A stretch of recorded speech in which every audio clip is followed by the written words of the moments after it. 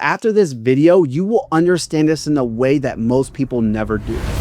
Because the hidden toll I'm about to talk about isn't the surface stuff people always assume. These are the things that hit deep, change you quietly, and follow you for the rest of your life. And if the first thing hits hard, wait until you hear number 5. The first hidden toll is identity loss, and it's way deeper than, man, I miss wearing the uniform. When I say identity loss, I'm talking about the part of you that answers the question, who are you? Because the military becomes that answer so fast, you don't even notice it happening. For me, I wasn't James. I wasn't thinking about my personality or what actually makes me me.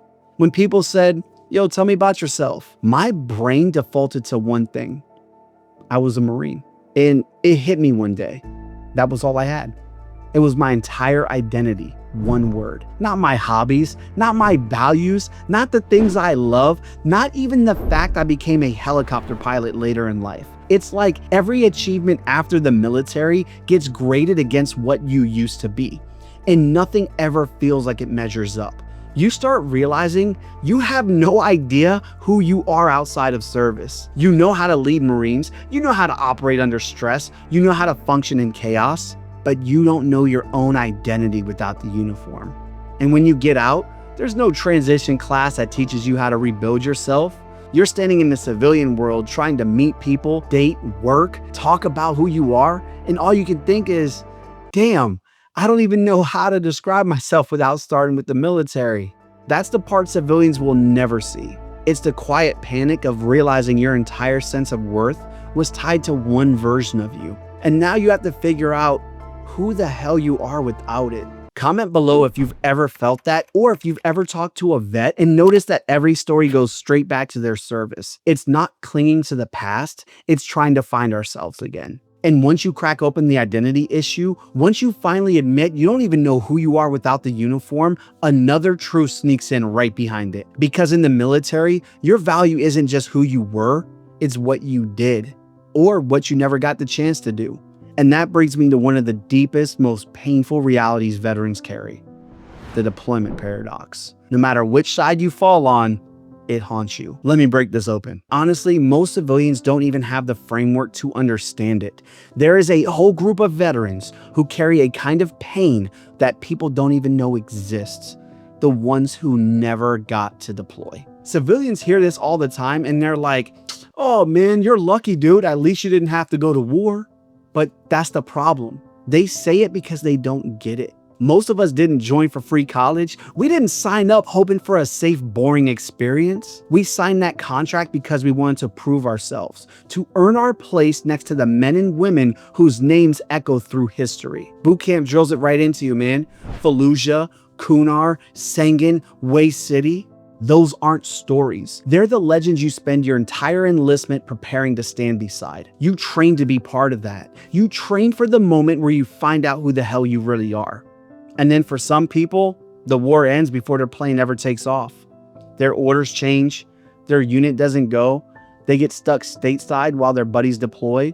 And yeah, that sounds simple, but that becomes a wound they carry for the rest of their life. Suddenly they're surrounded by guys who did go, guys with stories, memories, scars, nightmares, and they feel like they don't belong in the same room.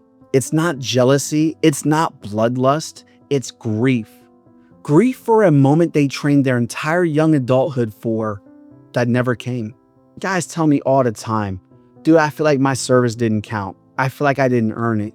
I feel like I missed the shot that would have defined my life.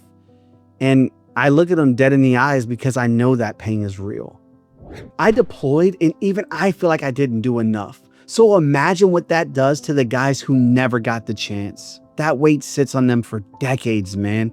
At barbecues, at reunions, at jobs. Anytime someone says, oh man, you were in the service, tell me about it, they freeze because the one thing they trained for isn't part of their story.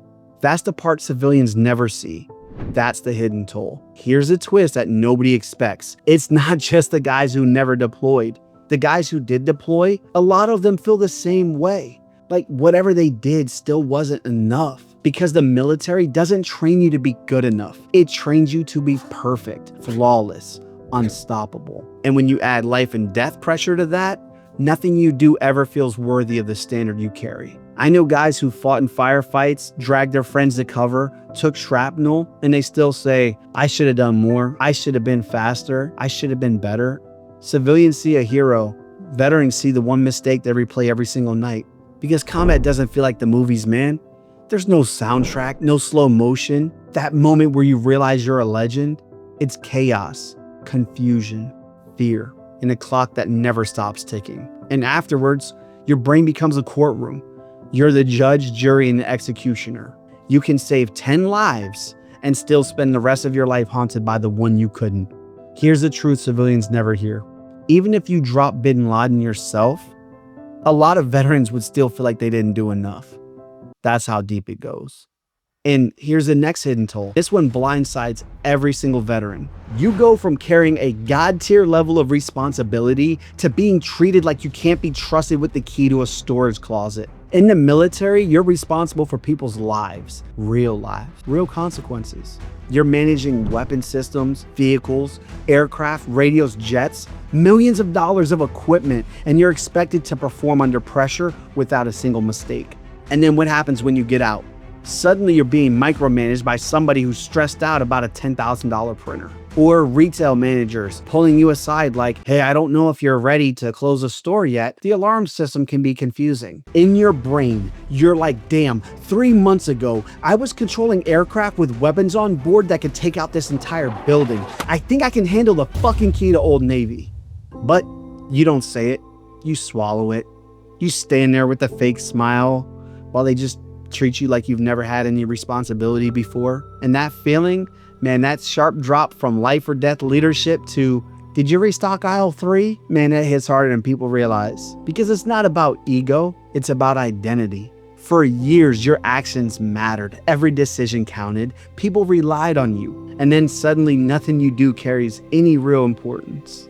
It's like somebody took all the weight out of the world and replaced it with foam. All right, here's the one nobody is ready for. Every veteran feels this, whether they say it or not. The hardest part of leaving the military isn't the job or the chaos or the uniform. It's losing the brotherhood. Civilians think brotherhood means friendship, and it's not friendship. Brotherhood is knowing if your door unlocked at 2 a.m., you weren't scared, you got excited because you knew it was one of the boys stomping in with a monster and a bag of Doritos like, yo, you up, bro? We're running zombies in the common room.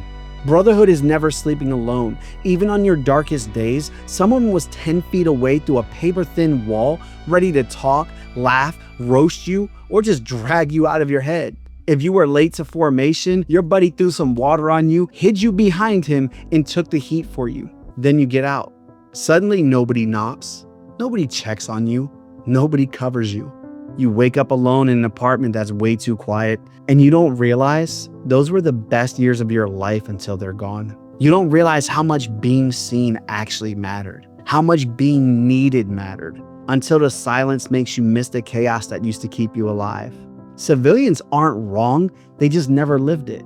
Because you don't leave the military, you lose a family. And nothing in this civilian world has ever come close to replacing it. So hopefully by now you can understand what veterans go through, that hidden toll that nobody ever talks about, man. I've seen so many videos on YouTube, Instagram, whatever, but nothing ever talks about this. Comment below and tell me which one hits you the hardest. I want to know what opened your eyes. And I'm handing this topic to Derek next so you can hear his story, his angle, his truth. Subscribe if you want part 2, and let's talk in the comments, man. See ya.